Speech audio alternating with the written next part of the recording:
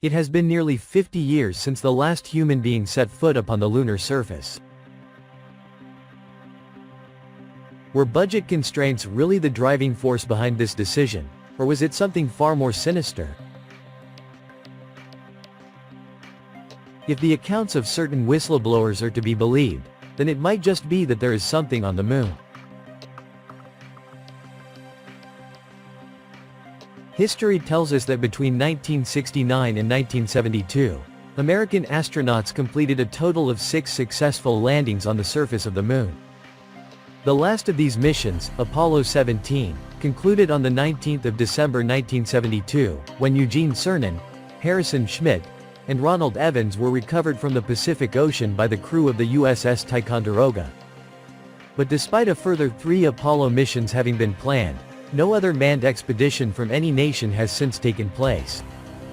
The official justification behind this sudden reversal in NASA's lunar exploration program was a shift in both the financial and political landscapes. At the height of the Cold War, America's victory in the space race, being the first major power to achieve a successful manned landing, provided Richard Nixon with the prestige and propaganda he needed over his Soviet rivals. However, the overall costs of the program had rocketed from an initial estimate of $7 billion to well over $20 billion, and this huge expenditure proved difficult to maintain. The technology available at the time only allowed for a period of mere hours on the moon's surface during each mission.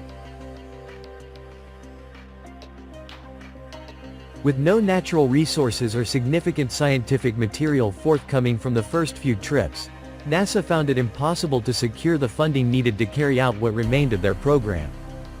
With the landmark victory now achieved by the Western powers, Russia's passion for space exploration also cooled. As subsequent missile treaties limited any further advancements in the field, dreams of a lunar colony were slowly relegated to the pages of science fiction. In the decades that followed, an intermittent stream of probes and robotic landers from nations such as India, China, and the USA were dispatched to different regions of our nearest celestial neighbor. The majority of these have ultimately ended up crashing into the lunar surface, either due to technical failure or after fulfilling their purpose. And yet, despite all of these expeditions, we know little more about the moon than we did at the start of the 1970s. Throughout the years since the sudden conclusion of the Apollo program, there have been several reports suggesting that the crews involved encountered more than just rock and dust. Stories of strange tracks observed on the ground near landing zones, mysterious objects seen floating in the sky, and imposing alien structures glimpsed in the distance have all emerged. In some cases, these claims are supported by poor quality and grainy photographs.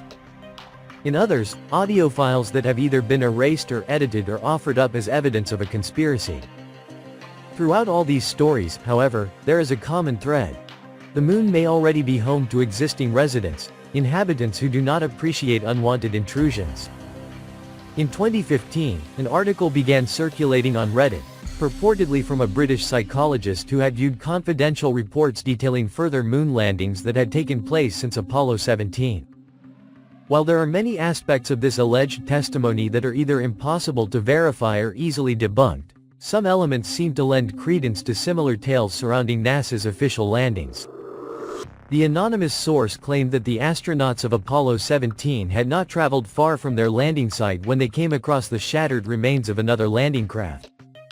In addition to the severely damaged vehicle itself were the bodies of a number of cosmonauts, all of whom appeared to be of Soviet origin. But it was not the unexpected appearance of this debris field that most shocked the astronauts. Rather, it was that all the wounds and damage inflicted upon the victims seemed to have been caused by a physical assault of some kind, rather than decompression or collision impact. The hull of the Russian spacecraft had been repeatedly torn and punctured by an unknown source, with the glass faceplates on the helmets of the dead cosmonauts all smashed in an identical fashion. The American crew immediately returned to their lander and requested permission to lift off again, only to be told that they had to remain on the ground for several more hours due to technical issues.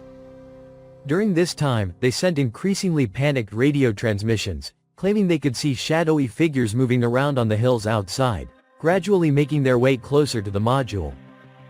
This psychologist further detailed that there was a joint British and Russian mission to return to the crash site in 1989, and that he had been asked to assist with debriefing the crew upon their return.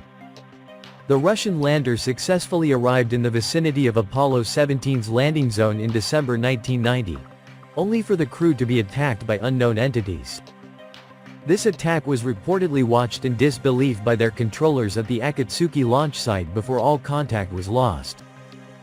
Is the surface of the moon littered with the remains of previous landings, the existence of which has been covered up by the nations that secretly dispatched them? There is evidence that Russia has yet to disclose the full extent of its endeavors in this direction. Personnel records of cosmonauts involved in the program were allegedly altered to hide the deaths of pilots involved in failed missions. Amateur radio enthusiasts even claim to have monitored desperate transmissions from dying cosmonauts whose craft malfunctioned in orbit.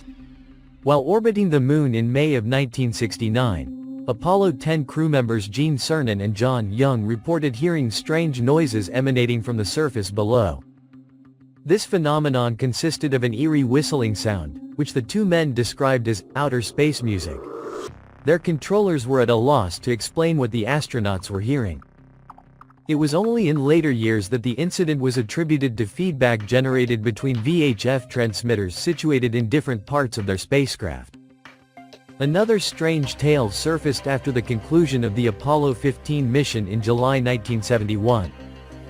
Transcripts of radio transmissions between crew members David Scott and James Irwin while they were outside their lander revealed that they stumbled across what appeared to be vehicle tracks at the base of Mount Hadley. They described these impressions as linear, running from east to west, and totally uniform in nature.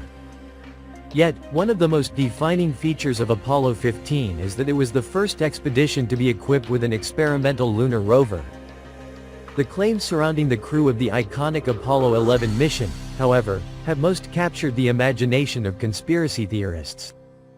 It is said that they reported multiple sightings of unidentified spacecraft and structures on the moon.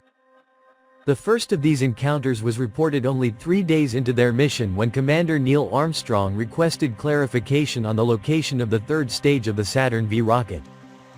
After a 3-minute delay, he was informed that the jettisoned rocket housing should have been situated 6,000 miles behind the lunar module. Armstrong's subsequent reply created a ripple of confusion among the mission controllers. He and Buzz Aldrin had observed something traveling on a parallel course alongside their ship.